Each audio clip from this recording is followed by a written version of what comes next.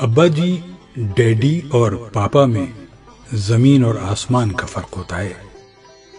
جب میں نے ہوش سنبھالا اس وقت تمام گھروں میں والد کو ابا جی کہا جاتا تھا۔ اس دور میں ابا جی صرف بچوں کے لیے ہی نہیں بلکہ بچوں کی ماں کے لیے بھی خوف کی علامت ہوا کرتے تھے۔ ادھر ابا جی گھر پہنچتے اور ادھر گھر کے صحن پر سناٹا چھا جاتا۔ بچے گھر کے کونوں کھدروں میں دبک جاتے اور بچوں کی اماں سر پر دوپٹہ اوڑھ لیتی۔ ابا جی کے ہاتھ سے تھیلا وغیرہ پکڑ کر مقررہ جگہ پر رکھ دیا جاتا اور ابا جی چارپائی پر بیٹھ کر جوتے اتارتے، جنہیں فوراً ایک طرف اٹھا کر رکھا جاتا۔ پھر ابا جی کوئی بھی حکم جاری کرتے تو فوراً اس کی تعمیل ہوتی۔ پھر ابا جی کو کھانا پیش کیا جاتا اور امی جان انہیں قریب بیٹھ کر کھانا کھلاتی، پنکھا جھلتی اور سب بہن بھائی بھاگ بھاگ کر انہیں کبھی نمک اور کبھی چٹنی مہیا کیا کرتے تھے۔ ابا جی کے غسل سے پہلے امی جان غسل خانے کا معائنہ کرتی اور وہاں ڈبہ، تولیہ، صابن وغیرہ ہر چیز رکھ دیتی اور پھر ابا جی کے کپڑے استری ہوتے۔ ابا جی جب دفتر جاتے تو امی ان کو دروازے تک رخصت کرنے جاتی اور ابا جی کے روانہ ہوتے ہی گھر میں چائے خاموشی کے بند ٹوٹتے اور بچوں کی شرارتیں اور امی جان کی دھمکیاں شروع ہو جاتی کہ شام کو تمہارے ابا آئیں گے تو تمہاری شکایت لگاؤں گی۔ اس دور میں ابا جی کی دہشت ہر وقت بچوں پر چھائی رہتی تھی۔ مجھے اچھی طرح یاد ہے کہ اسکول کی پروگریس رپورٹ پر ابا جی سے دستخط کروانا ایک مشکل ترین مرحلہ ہوتا تھا۔ پھر زمانہ بدلا تو بچے ابا جی کو ڈیڈی اور ماں جی کو ممی کہنے لگے۔ ڈیڈی کہلوانے والوں کا وہ روب اور دہشت نہیں ہوتی تھی جو ابا جی کہلوانے والوں کی ہوتی تھی۔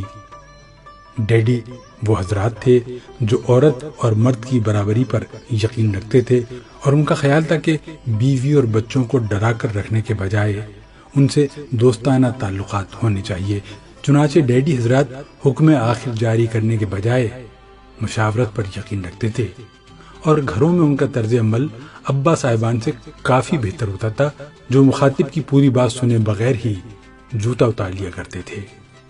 ڈیڈی کہلوانے والے صاحبان کو اگر کھانے میں کوئی نقص نظر آتا تو وہ انتہائی شائستگی سے اس کی نشاندہی کرتے اور ابا صاحبان کی طرح کھانا صحن میں اٹھا کر نہیں پھینکتے تھے۔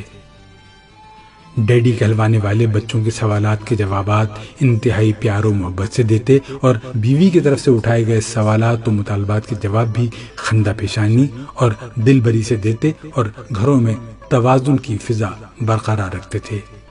زمانہ اور آگے بڑھا اور ابا صاحبان کو پاپا اور والدہ کو ماما کہا جانے لگا۔ یہاں سے گھروں میں ایک بڑی تبدیلی آنی شروع ہوئی اور گھر میں حکمرانی کا تاج پاپا کے بجائے ماما کے سر پر سجایا جانے لگا اور پاپا کی حیثیت گھر میں ایک عام شہری جیسی ہو گئی۔ پاپا صاحبان جب دفتر سے گھر واپس آتے ہیں تو ان کی طرف کوئی متوجہ نہیں ہوتا۔ ماما ٹی وی دیکھتی رہتی ہیں اور بچے موبائل فون پر مصروف رہتے ہیں۔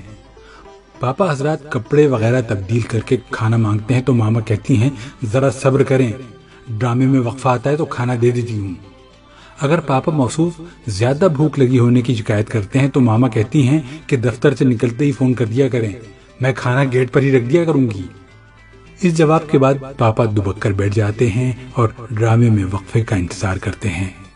خدا خدا کر کے ڈرامے میں کمرشل بریک آتا ہے تو ماما بھاگ کر کچن میں جاتی ہیں اور کھانا لا کر شوہر کے سامنے یوں رکھتی ہیں جیسے وہ پیش نہ کیا جا رہا ہو بلکہ اسے ڈالا جا رہا ہو، اور شوہر کے ہاتھ سے ٹی وی کا ریموٹ جسے شوہر نے بیوی کی غیر موجودگی میں اٹھا لیا ہوتا ہے واپس جھپٹ لیتی ہیں اور بولتی ہیں ابھی تو بڑا بھوک کا شور مچایا ہوا تھا اور اب خبریں سننے کی پڑ گئی ہے، چپ کر کے کھانا کھاؤ۔